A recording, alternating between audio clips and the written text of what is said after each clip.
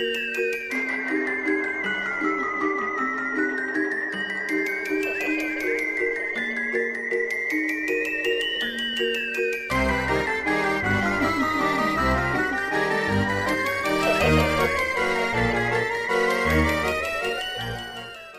what's up, guys? Matthew here with Transcendent Films, and welcome back to Box Office and BAYGASMS. It's been a few months since we've done an episode, but we figured since it's the end of the year and we finally got Unfiltered Podcast taken care of, and we got these other projects we got rolling out, we decided we're going to do Box Office and BAYGASMS again. And if you guys are wondering what's going on with Underappreciated, that show is actually going to become a segment in our film podcast that's coming on March 29th. It's going to be a segment in that. So there's no longer going to be any individual underappreciated videos, but you're going to be finding Box Office and BAYGASMS returning, though. So getting right into the episode, we got Mitch here. Yeah, what's up, guys? And we're coming back. We're going to be discussing Jurassic Park, the original trilogy, not the Jurassic World, and then its continuation, just the original three. And excited to talk about this. And we're also doing a three-part segment using these movies to kind of explain what it means to be a director and an audience member and sort of explain kind of film in general. But to jump right into it, Matt, I know these are some of your favorite movies. You've been in love with dinosaurs ever since seeing these movies. These have really got you inspired about film. You know, I think this is your first sort of real inspiration to get into film. So I want you to give me your take on at least the first one. So okay, so let's not talk about the first one yet, because I feel like that's the piece there resistance. It's the best one. It's the best one. So we're gonna save that. We're gonna savor that moment. So we're gonna talk about the sequels first. We're gonna talk about Lost World. Now, for me, Jurassic Park, easily my favorite movie, best movie of all time. But talking about Lost World. Now, Lost World does have some achievements of its own. It does kind of make the animatronics look a little bit, well, no, it doesn't. Lost World and Jurassic Park 3 really just don't, for me, they don't live up to the first one at all. I mean, even Jurassic World, and we're going to talk about that series someday when that series gets all finished and wrapped up with. If we're still around, we're going to do a video on that series. But I mean, none of them live up to the original, and I think it's really hard to do that. But I think the one thing that it did achieve, if we look at it, is that the computer generated imagery, sort of the CGI is very good. Like, for the time that it was done, it was sort of groundbreaking, and that's probably the one real achievement of the film is the CGI. But beyond that, it's not that great of a movie. It's pretty disappointing. I mean, the story is kind of lackluster. That's the thing, though, is that the one thing I noticed about the CGI in all the Jurassic Park sequels is that it looked better, but it didn't look like it fit. Like, throughout the series, it got better in detail, but it would start to make this departure where it didn't look like it fit in the frame. And that's one of my biggest problems about Jurassic World, is that the CGI looks so crisp, so real, but everything else, if you have a CGI dinosaur literally looking somebody in the face, and there's so much detail on the CGI model, and then because of the actual film, because of the actual digital shot, there's not that much detail on the human's face, and there's so much more detail, so it looks so jarring. It doesn't feel like it's actually there because it's so much clearer, and that was literally the same line. Yeah, and that was the only good thing really about Jurassic World, in my opinion. I was not really a huge fan of that movie. I thought it was decent, but the only thing that really achieved in my mind was the CGI was pretty phenomenal.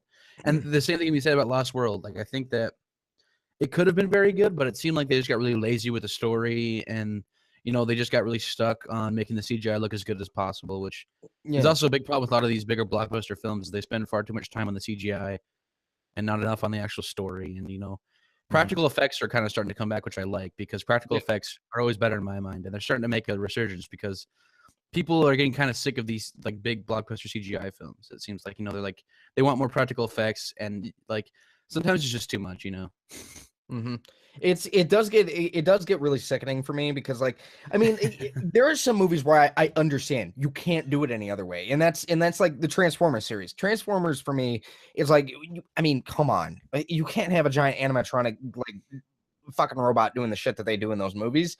But if you go back to the Jurassic Park movie, in my opinion, up until a movie that just recently came out, I feel is the most effective use of visual effects and special effects of all time. Jurassic Park. I think, and then one of the most iconic scenes for me, one of my favorites, is the scene where it's just a puddle of water and the T Rex is coming and it starts to shake. I mean, like the amount of suspense in those scenes. I mean, it's so amazing, and it's one of Spielberg's best works in my opinion in terms of like suspense and thrill, and it's interesting. And also when Jeff Goldblum gets murdered, almost while he's sitting in the outhouse or whatever, it's pretty great.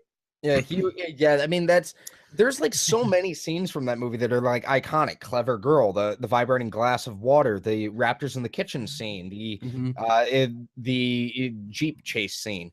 There's in Yeah. like the first moment you see the Brachiosaurus. I mean, this movie like had so many scenes that are like I mean that's the thing is that this is one of the most iconic movies of all time yet. I mean, if you can watch any video on YouTube, this is one of the most flawed movies of all time. There's so many continuity errors in this movie that it's ridiculous, but it still has a story that kind of flows. Well, yeah, it's like It's there's a lot of weird. continuity errors, and I don't. It's hard to say why that exactly happened, but I mean, like, it's this weird thing where, like, yeah, it has a lot of continuity errors, but also it has this sort of like likability about it because it's sort of like it almost comes across as childish at some points, but then it's also really dark. It just has this kind of likability, and I mean, like, the score is probably one of the best in cinema history. Like, especially right when they get to Jurassic Park and we hear Richard Attenborough say, "Welcome to Jurassic Park," and then the music starts to play. Like, it's just a really iconic, and it gets this sort of like nostalgic feel every time you watch it. And we kind of got off track a little bit because like when I'm talking about Jurassic Park, like I mean I got like 1,000 things I want to say because Yeah, I mean your mind is shooting all over the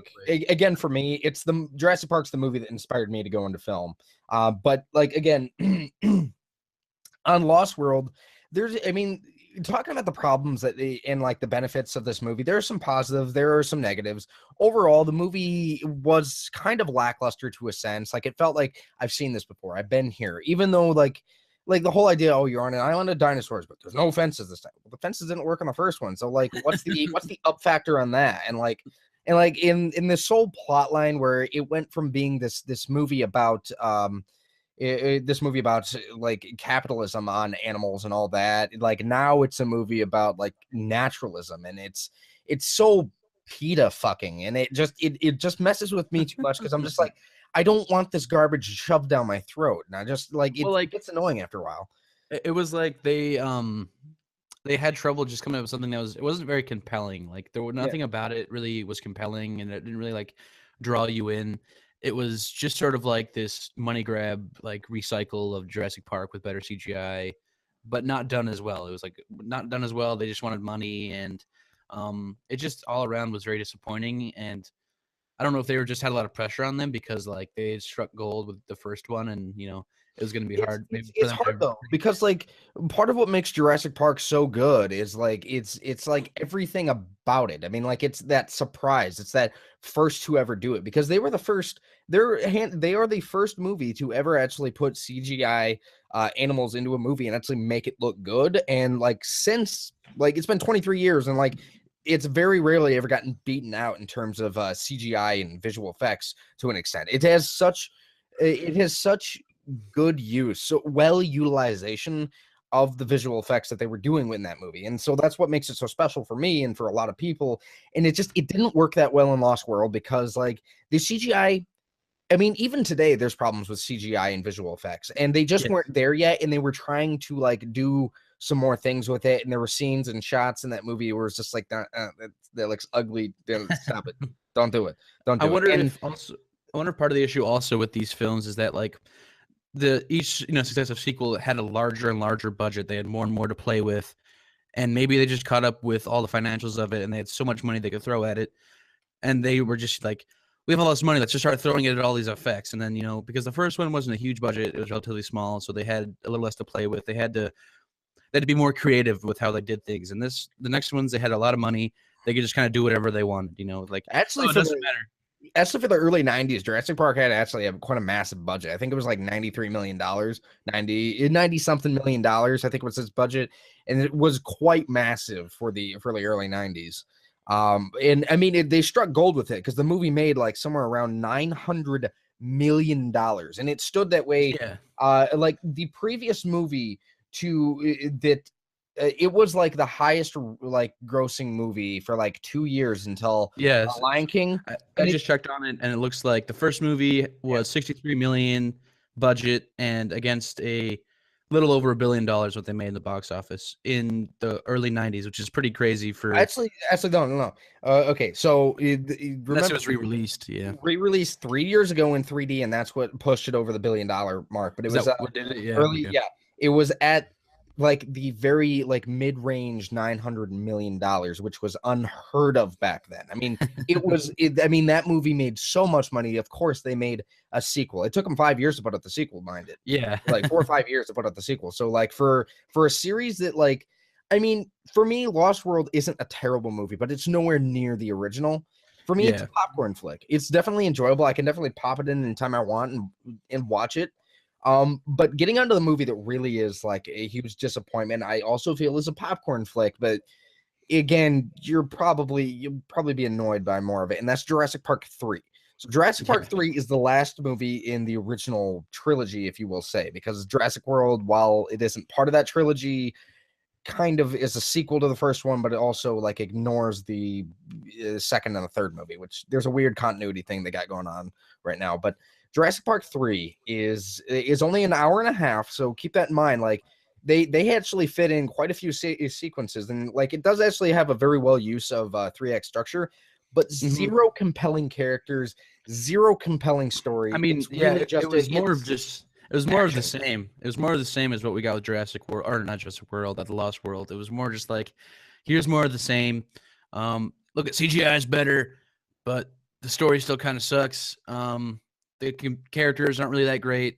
It was just more of the same, and but I mean, it's still made crazy amount of money. This is the thing where like, even if the movie sucked, they were still gonna make insane bundles of cash, and that's where it gets interesting because I feel like at that point, like if you have a series like that is just like anything you put out, it's gonna make money.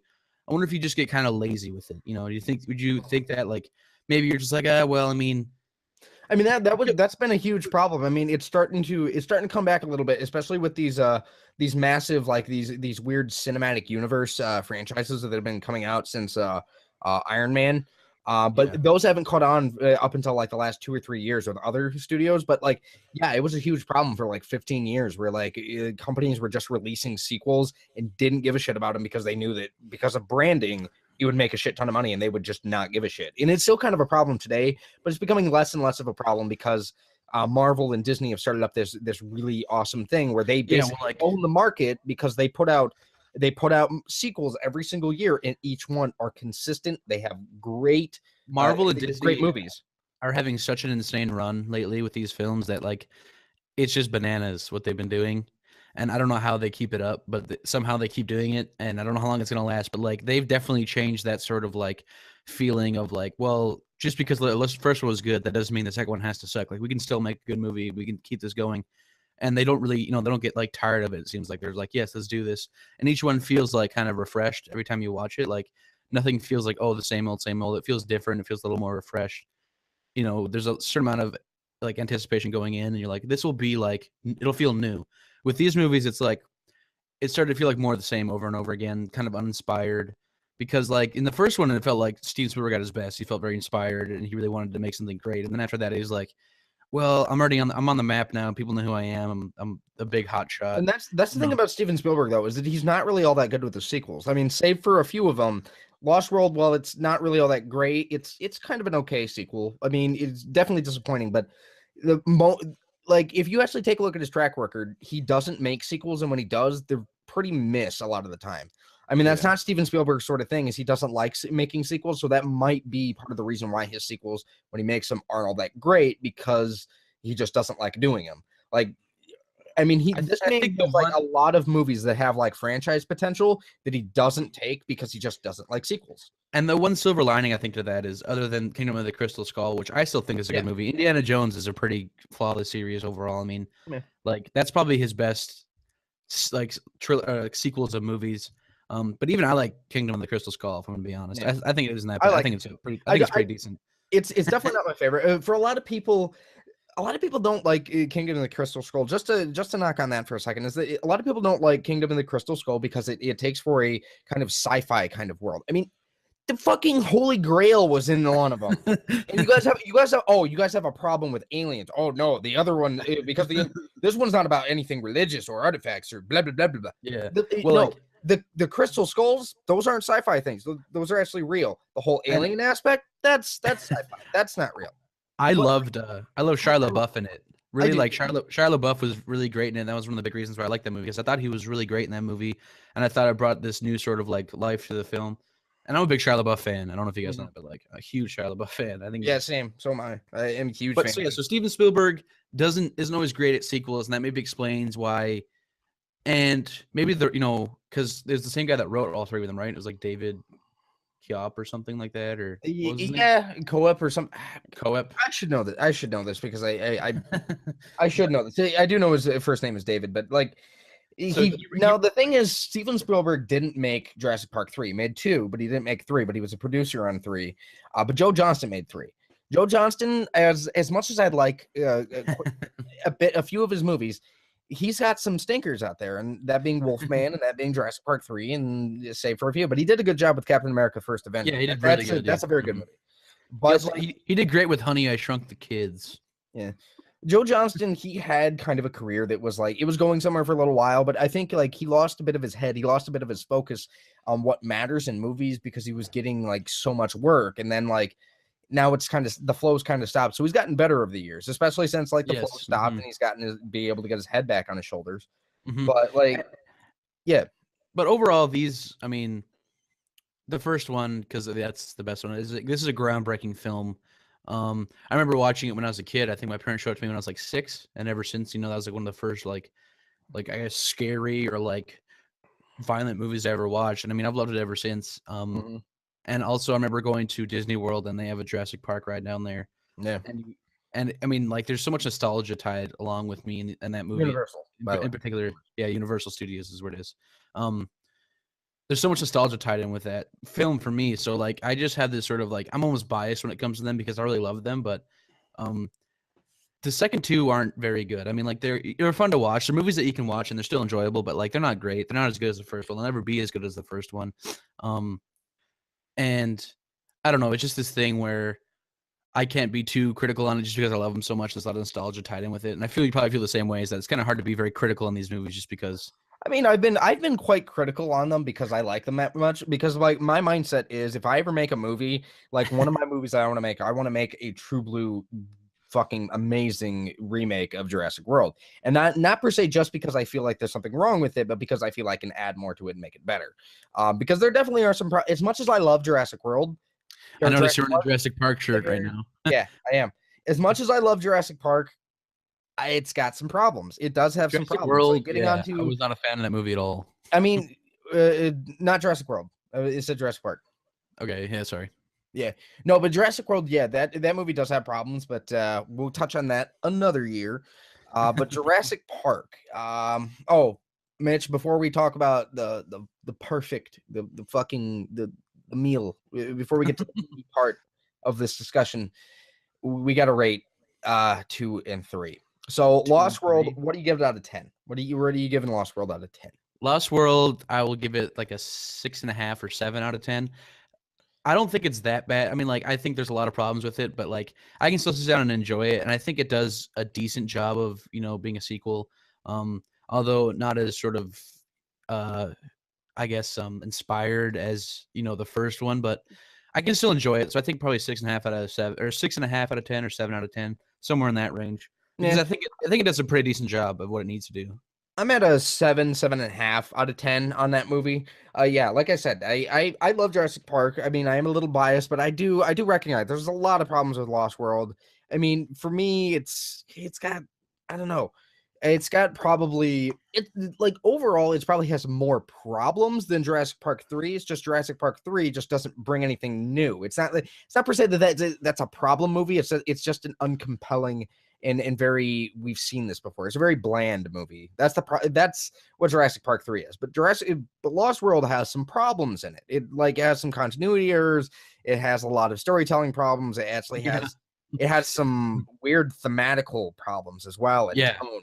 I mean, it's got some problems. So I'd give it like a 7.5 out of 10. Mitch, Jurassic Park 3, what are you giving it? I think it's worse. I would probably say 6 out of 10.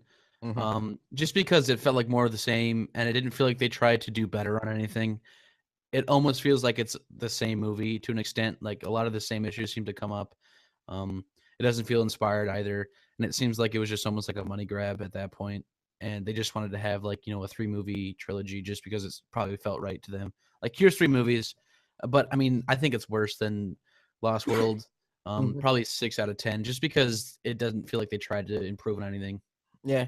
One of the things I have to comment on Jurassic Park 3, I like I said, like I think it's worse than Lost World because like overall I think it's a much more bland movie, although I feel like it has less like actual like problems in the forefront. Like it's just overall just is a very bland movie. It's a popcorn movie. It's not much. I mean, your brain just check it at the door and then you go in, you have a good time. And Yeah. it's only an hour and a half. This is only an hour and a half. I think it's an hour and 34 minutes. So Which actually is probably a good thing, because like it'd be way yeah. worse if it was like 2.5 hours or something. They kept it short and sweet, and that's probably better in the long run because you don't have to sit through like But two and a half hours of blandness. one of the things I have to touch on though, Mitch, you probably I don't know if you know this, but like this would probably annoy the shit out of you. But John Williams did the score on the first two. You know who did the score on Jurassic Park 3, Mitch? I Danny am. Elfman. Danny Elfman. Why would they That's get? I don't it, like. Here's the thing. It probably has to do with a scheduling issue. But why Danny Elfman is on a very like he's almost as big as John Williams in my opinion. He's one of the most memorable out there. He's definitely a very big name, Yeah, but but he's like like Tim Burton. He's like Tim but Burton man. he's on a different end of the spectrum. He puts Yeah, out very different music, which yeah, for me it he's Tim threw me Burton man. off. He's Tim It, Burton man. yeah, He's it throws me off. Like Danny Elfman does put out some memorable music. He definitely puts out something some of the like. most memorable themes, but Jesus Christ, I oh mean, my like God. I think of anybody in Hollywood, like that's a composer. I think John Williams is probably like it's hard to find somebody better than him. He has some of the most It's not iconic about tracks. for me, it's not about finding somebody who can be better than him. It's more about finding somebody who can they Be can as put out good. similar themes. Like Yeah. that was a huge problem with Rogue One. Rogue One, Michael Giacchino did the score. While I love Michael Giacchino, his score for Rogue One wasn't that good. You weren't a That fan good of at it? all. I thought it was fine at some point. Sometimes it was weird, but Yeah, also I thought it like there's sometimes I was like, wow, this is really good. And some points it was it, like, that's I, kind I'll of weird. I'll take that back. It wasn't bad. But it was serviceable, but there were parts of it that didn't work at sometimes. Like there were I some mean, parts yeah, where there would be like the wrong uh or those are the biggest. orchestral store He had to fill the tones. biggest shoes in Hollywood. I mean, filling John Yeah, Williams' shoes in terms of composing. I mean, like, but that's the yeah. thing is that it must have been like, there's no way they decided to go with Danny Elfman over John Williams. It must have been some issue with them getting him in because, I mean, no offense to Danny Elfman, but it's John Williams. I mean, like, in my mind, he's the best. I mean, like, there's nobody that's better than him in my mind that has more iconic soundtracks Right. than John Williams. I mean, like, it's not even it's night and day in comparison. But the thing is that I do know that didn't Tim Burton also bid for the rights to the first movie, right? Didn't he? Didn't he? I think For him. Jurassic Park, Yeah, I'm pretty sure that. I never heard anything about that before. I wouldn't be surprised because Tim Burton likes to get his greasy hands and everything. I think Tim Burton and Danny Elfman tried to bid for the first Jurassic Park, the rights from Michael. What's his name? Cronkite. Cron. Michael Crichton. Right. Oh Crichton. yeah. Right. No, that is that I believe that actually is true because like so Michael Crichton wrote the books of which the movies are based off of, and he actually let it loose that yeah, this is the movie I'm making, and everybody Michael Crichton at a time during that in his career, he was actually quite a hot buy to make movies off of. Like they made quite a few movies based off of some of his books. And Mhm. so I mean he was very popular. So Hollywood wanted to because Steven Spielberg was actually the man that actually got it out of Michael Crichton to say, like, okay, this is my next project. I'm working on something called Jurassic Park. Yeah. Steven Spielberg got him to admit that and actually let it out all to Hollywood. Michael Crichton's working on this. We got to make a movie about this right now. And so obviously Steven Spielberg and Universal and Amblin Entertainment got the rights to make the movie. But yeah, there were some other people out there that were looking to get the rights to Jurassic Park at the same time. But like Steven Spielberg, because he knew about it and he wanted to make that movie so bad, and it was the perfect choice. There was nobody else out there who was better than Steven Spielberg, and there's nobody who could have made that movie any better than him. I mean, yeah, I can't. It's because I brought that up because it's funny to think about. What would Michael Burton's Jurassic Park look like? I can't even imagine. Tim Burton. I can't imagine what his Jurassic Park would have looked like because I think Tim Burton's great. He makes some really insane, cool movies, but like I can't imagine what a Tim Burton nightmare Jurassic Park would look like. It'd be some nightmarish world. I couldn't even imagine it. I can't even imagine. Like, for instance, the original scrapped version of Jurassic Park 4, for instance, actually had hybrid human dinosaurs actually in it. And there's actually concept because there was early development Gross. starting on this movie. Like, you can actually just look up Jurassic Park 4 scrapped version or human hybrid dinosaurs. Uh, there are actual concept art from the early development on that movie before it got scrapped. And there's some parts of the script that are actually out there. But that movie looked terrifying. And if Tim Burton made that movie, no doubt, I'd buy into that. It's not a Jurassic Park movie. Yeah, exactly. Well, like movie, it'd still be a cool movie. Tim Burton is just an insane guy in his own right, and like I just think it's always funny to kind of think about that because there was a good chance that he almost got those rights, you know, because I think it was with Warner Brothers or something, and I couldn't imagine the movie he would have made. But I think that, like you said, it's good that Steven Spielberg made it because, and nobody else could have recreated what he did, you know, to the same extent. He sort of like redefined that sort of genre, and he really changed how you kind of film suspense. I mean, like he really like because those movies, that first one is suspenseful. I mean, for parts you're on the edge of your seat, especially if you get invested in it. And so, I mean, nobody could have done it like him without a doubt in my mind. Mm-hmm. All right, guys. So getting on to Jurassic Park, and we got to keep this because like I might go on some rants, so we got to keep this as short as possible. But getting on to Jurassic Park. Now, the Jurassic Park, we already talked about it quite a bit. Now, this original movie, when it came out, it was 1993. The movie was in development, I think, from 1992, 1991. But the movie was in most of its development in 1992 and pushed out some of the most groundbreaking technology of all time. They did so many unique things with this, whether it was the dinosaur input device, which you can look that up. It's DID, dinosaur input device. And it was this really unique little device that animators who were doing go motion because CGI actually got to this point because of Jurassic Park, the stuff they were doing on that movie. It was originally going to be using go motion, which go motion is actually a form of claymation or stop motion, not claymation, but stop motion. But with motion blur built into it. So original stop motion didn't have motion blur built into it to make it like give this feeling that it was actually moving. So they fixed that with something called go motion.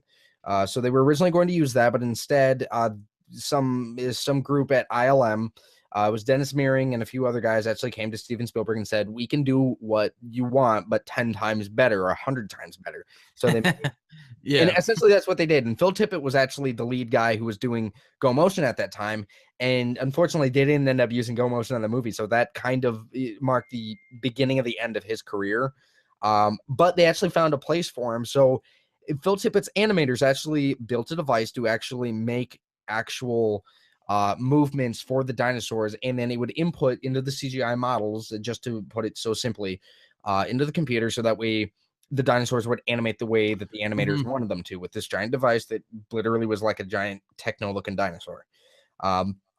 So it's one of the most unique technology. I mean, just to brush over that real quick, which if you want to hear hear any more about what we think about Jurassic Park or any of the technologies or how groundbreaking it was, check out our series that is coming out in the beginning of 2017 called Eyes of the Imaginators. We use Jurassic Park as our movie example during that series. So be looking out for that. But the actual movie, I mean, Mitch, like, what was your reaction the first time you saw that movie? I don't actually remember like watching it the first time. But I know that my parents told me that after I watched it the first time, I like kept watching it over and over again just because for some reason I was really drawn to it. And as I watch it later now, there's a certain amount of like has this likability to it, and also is sort of like there's a lot of like almost cheesy or corny kind of parts that you just kind of love about it. Like some of the dialogue is sort of just like that was kind of a corny line, but like it's like the 90s, so it's fine. And it just sort of like draws you in. And I really like that because this movie is very 90s, and like it doesn't hide that at all. Like there's like 90s clothing, 90s dialogue. I mean, there's 90s technology that they just show up like, hey, you see this fucking computer lab in the background? Like, yeah, it's 20 computers, probably equal to what, like like half of what an iPod Shuffle can do. Yeah, it's sick. this stuff is so powerful. And I mean, like, I Yeah. love Samuel L. Jackson's character because he plays like this sort of nerdy guy, and that's not something he normally plays. Usually plays some sort of, badass. And Mhm. I also love Wayne Knight, who plays Dennis. He plays the man that releases. I mean, like, Wayne Knight is Wayne Knight probably the most as memorable character in that movie for me. I mean, like, yeah. he isn't in there a lot, but like, he's so great. And I mean, he just has this sort of funny likability, and he's in Seinfeld, great character in that show. Like, he's a very funny guy, and that his like he has a short amount of screen time, but like it's one of the most memorable characters in that movie for me, just because he's such an idiot and he just ruins everything. Yeah, I mean that's the thing about Wayne Knight's character is that Wayne Knight's character. I mean, he's the main antagonist of the movie.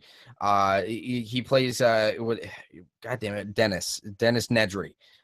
So Dennis Nedry, I mean, he's just a greedy, fat, lazy sack of shit. Guy's apparently brilliant. Apparently went to Cambridge College or something like that, where he actually learned. So he's actually like their head, like computer technician. But he gets greedy, and another company actually offers him like a few $1,000,000 to go and steal like the dinosaur embryos, Yeah. and then bring them to him, and then he gets a shit ton of money and a nice retirement and whatever. But he ends up, but he's lazy, he's kind of clumsy, and he's an asshole. But he does it so well. Like usually somebody who's like as nerdy and clumsy as him, you wouldn't think they'd be such an asshole. And that's what's so fresh and so flavorful about this movie is I think there are characters that do things in this movie that normally you wouldn't see that type of character in that kind of setting. Like, and I mean, like he that's plays, one of, like, yeah. he has like this gross kind of slob, sort of like sweaty nerd kind of like, appearance to him. And you think he'd be sort of like introverted and quiet and, not really that aggressive, but he's the complete opposite. He's a dick. He's mean. He's very combative. He's very outspoken. Like, he's the complete opposite of what he looks like, which I think is a great for his characters because like you expect him to be the shy, introverted nerd, but he ends up being like one of the biggest assholes in the whole movie. Speaking of that, though, is that's actually kind of Alan Grant's character. Alan Grant, he's a little, Yeah. Alan Grant is actually a little bit introverted in sort of a way. I mean, he's not that outspoken throughout the movie, but like when he does, he's kind of like that wise kind of character. It's just like, dude, what are you doing? Like you're doing all these wrong things. But yeah, they kind of give off that he has some character flaws and all that, but like it's dynamic, and this movie is dynamic with its characters flow so well. Is that like you have these characters that start at one place and they so beautifully go to this other place where especially they're kind of an underdog, and then they get to like this better place for them. Especially Ian Malcolm, played by Jeff Goldblum. He's probably, for most people, he's probably the most iconic character in the movie, for sure. Because Jeff Goldblum is so like eccentric, and he's such a wild card in that movie. Yeah, he always brings, and like with any movie, and especially this one, he brings such weird things to the screen. And it's hard not to just be kind of drawn to his characters because like he's just so weird, and he's like, I don't know, he's just a weird guy. So like he's definitely probably one of the most iconic characters in this movie. But for me, I love Wayne Knight in this movie just because he's just hilarious. But Laura Dern is great. Like the cast is great, even the kids, Lex and Tim, like they're even great for being kid actors. They're pretty good actors, especially Lex. I think is very great. She does a really good job. And Mitch, while I talk for a little bit, can you look up the numbers, the box office numbers on each three of these movies, what they entirely made, and then I get the entire sum altogether of these three. So with Jurassic Park, just to kind of end it off, real quick, talking about it, Jurassic Park, like I said, it's the most inspirational movie for me in terms of technology, like what makes me want to go into film. Like sure his characters don't break your heart, they don't make you like cry or like feel like emotional per se, but it's the journey and it's the adventure and the amount of imagination, like, and I think that's part of what filmmaking is that it's imagination. Like a lot of what we make in movies and a lot of what you see filmmakers make in movies is drawn from what you were imagining as a kid. And that's directly Jurassic Park in a lot of ways. It's like Michael Crichton wrote the book because nobody's seen dinosaurs. Steven Spielberg made the movie because he wanted to make this movie that brought you on this journey and made your imagination a reality to an extent. And I think it did it beautifully. It's such a poetic movie in that sort of a sense. because it's able to, because it so purely draws on human imagination. And that's actually one of the themes that they actually go over in the movie is imagination and creation. And that's why I love movies. It's all about imagination and creation for me. It's entertainment. It's beautiful. And that's why this movie is so beloved in a lot of ways, like Star Wars and like Indiana Jones and Lord of the Rings. It's in that realm for me. Because of where it draws its inspiration. Yeah, it's in that realm to me, but it's in that realm without a doubt. But it seems like it almost seems to be forgotten about when you talk about these huge franchises. When you bring like Star Wars or Lord of the Rings, or it seems like it gets pushed to the back. But I mean, like for the time when it came out, it was revolutionary, and I think that we should talk about it more, especially the first one. It changed a lot of things, how like filmmakers approach making these sort of films. And it changed a lot of people's lives, especially like this is the first time you really ever saw like dinosaurs, like what they could have actually looked like in like scaled correctly, and like they did so many great things. But I have the figures pulled up here, and do we want to include Jurassic World or no? No, we don't want to include Jurassic World. I just want to go over 1, 2, and 3. I want the figures worldwide. How much did Jurassic Park make? The first one. So the first one, I guess, if we cut out the re-release, the budget was 63 million against 938 million is what it made before the re-release. After the re-release, it made 1.29 billion. So a little shy of $1 billion in the 90s, which is still insane. Which is pretty remarkable. That's bananas. And then, do you want the second one? Yep. Let's get Lost World, and then after we get all these figures, let's talk about whether or not each movie deserved what it made. Yeah. So let's get the second one. Lost World had a $10 million budget increase. It's up to $73 million on the budget, but the box office took a pretty substantial hit. About $300 million less. It was sitting at around $618.6 million, which is still an insane amount of money, but a pretty big decrease from the first one. Yeah, by like 300 million. Jesus. Yeah, which is a pretty big hit, but still they made an insane amount of money on that film in its own right. And then the third one was a $20 million increase from the second. It's up to $93 million for the budget at the start of 2001, which is a pretty huge budget for early 2000s. And then it's still pretty big. Yeah, that's still a pretty big budget for that time. It also took a pretty substantial hit in the box office again, about another $300 million loss. It's down to $368.8 million. So overall, for the three movies, it's about a $229 million budget, and it made about $2.1 billion total. So, do I think that these movies deserve it? Definitely, the first one, without a doubt, deserves that. But I think this is sort of telling when you look at the figures, is that people started to resonate less and less with these movies as they went on. People were not showing up as often, and I think that's just sort of testament to these films, is that like they sort of fell off a little bit, like they got lazy, and that kind of reflects in the amount of money it made. So I think that it deserves it, because like with each succession, that makes less and less money. It makes sense because they're not trying as hard. They're not as good at movies. It sort of makes sense to me. And for me, Jurassic Park, well deserves the money that it made. I would even actually go as far as to say that, as much as how disappointing Lost World and Jurassic Park 3 are, they're not bad movies. They're not like they tried to capitalize so much and try to push so much bad storytelling, and were just made. To an extent, you can probably say that they were just made to be a sequel, but like. I actually feel like Lost World made the money that it deserved. In Jurassic Park 3, I actually feel like it could have made just a little bit more money. I feel like that's probably like a $450 million movie. Maybe just poor marketing.